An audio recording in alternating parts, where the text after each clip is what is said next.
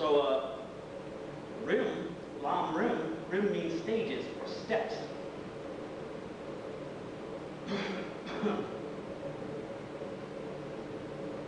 I bowed down to all the high and holy lamas. Why did he start out the text with this?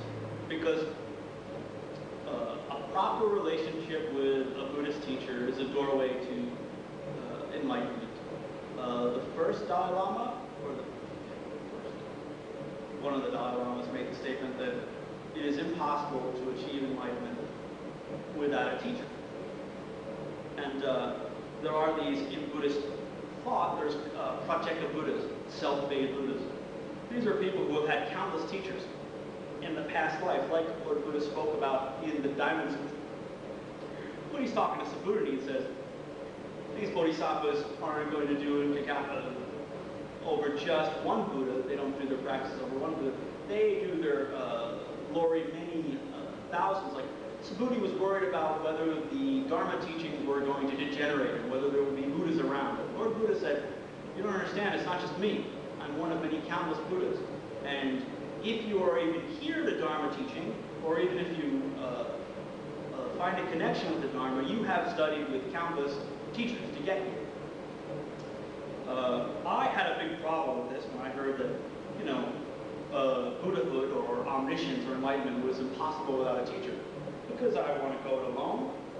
I'm a rugged individualist. I'm an American. I want to just read the book. I want to ride off in the sunset like Clint Eastwood or John Wayne or, you know, I guess even Russell Crowe in Gladiator.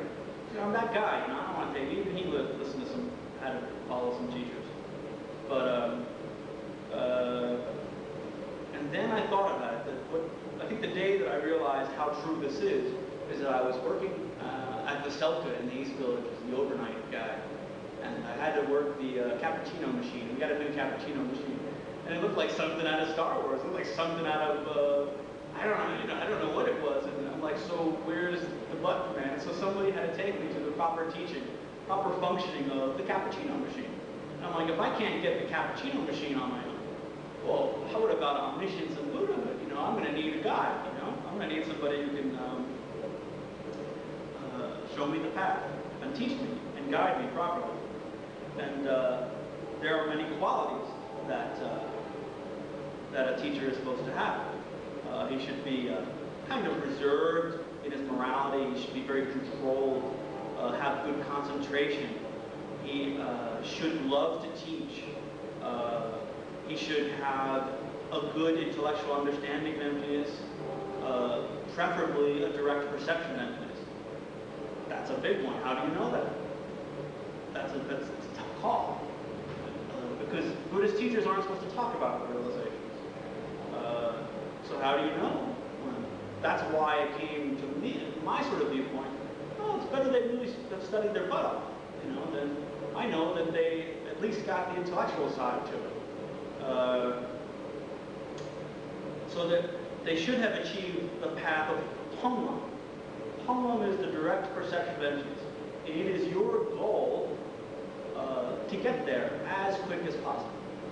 Until you have a direct perception of emptiness, everything that you do is a cause for suffering. Why? Because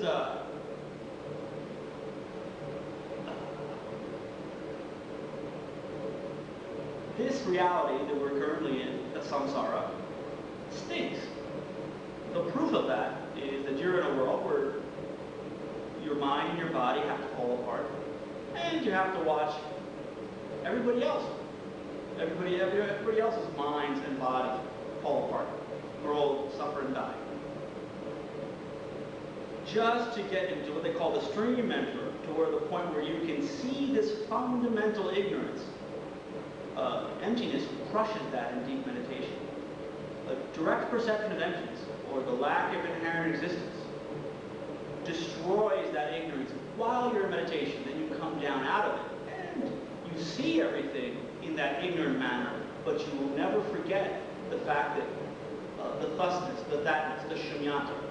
And that realization that you have gives you the ability to collect pure karmas. and to destroy the mental afflictions which arise from the ignorant way you saw things. If I think Vince is an a-hole from his side, then I'm clearly going to treat him as my enemy. I don't see his subtle changing. I don't see his subtle impermanence. I don't see him the way he is. Hence, I collect impure causes which create future suffering. So, every good Buddhist should be on a track to having a direct perception of emptiness. And that emptiness is the same thing Theravada Buddhism has as emptiness, pretty much. That, well, no, the nirvanas are the same. The emptiness propounded intellectually is a little different. Like in a Mahayana path, if you have that kind of great desire to achieve enlightenment for the benefit of all beings, and you achieve emptiness, then you're on, like, you go through the Bodhisattva Bhumi, is what they call it, Bodhisattva Bhumi. And it's mainly through those steps, eating away at those mental affliction obstacles, the seeds for those mental affliction obstacles, but then, peculiar to Mahayana Buddhism, at about the eighth level of the Bodhisattva Bhumis, you start to destroy the obstacles to omniscience. And then as you just get about to the 10th level Bhumi, I don't know if there's actual inherent levels there, but it's to try to give you an idea, you're destroying the seeds within your mental continuum to see things as self-existent, which just is an obstacle to omniscience. So, to have a direct perception of emptiness, you got to meditate. Particularly, you have to have a very strong type of meditation called shime in Tibetan. It's like shamatha. I think it's shamatha in Sanskrit. It's a very kind of one-pointed concentration that you can't get it off its object. And I'm not going to go into a whole meditation class. And we're going to do a meditation that goes along with this text, but I will not. We will do a meditation. I will not give a teaching on the technicalities of meditation because the breath of which would be but that's a good, because there are levels to focusing the mind onto an object, and then there are also there's a classic teaching on the various types of distractions and how to counteract those distractions in meditation. So you need this strong kind of concentration, and you cannot get that strong kind of concentration unless you have a peaceful mind. And you, according to Buddhism, cannot get a peaceful mind if you've been screwing people over.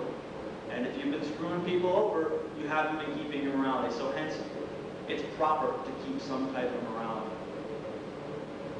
All of that starts from you need to take refuge. You need to go for refuge in the three jewels. Particularly go for refuge to a teacher. And just, I don't think I've ever given total surrender to a teacher. It's a little too not New Jersey for me. It's like I've given 50% or 60%. But total surrender to a teacher to teach me, nah, that's just like way too. I'm a guy who enjoys clerks too. So it's hard for me to really, for some reason I can really love when Luke is with Yoda on a TV screen, but then in real life, I'm like, that's crazy, that's crazy. But I think it's very important. But in that relationship you build, the why I bow down to all high and low lamas, why the whole text starts out with mentioning lamas. Because you have to build up a very strong and proper relationship with the teacher.